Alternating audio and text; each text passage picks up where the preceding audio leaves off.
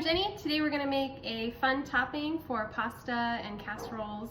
It's gluten-free, it's vegan, it's plant-based, it's high protein, and here we go. So first thing you need to do is blanch 1 cup of almonds. So what that means, blanch just means boil some water and put something in for a little while and then cool it off. So in this case, boiled water, put in a cup of almonds, put them in for 1 minute, drain them and cool them off. And what happens is the skin becomes super loose and the almonds just pop out. And you put them in there into your food processor. You will also need half a cup of raw cashews,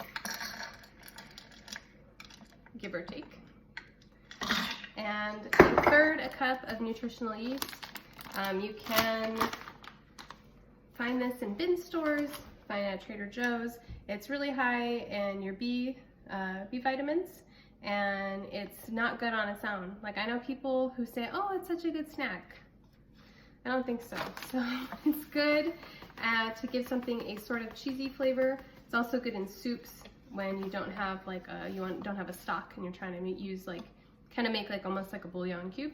So 1/3 cup of that. Some sea salt. Got the pretty pink stuff today.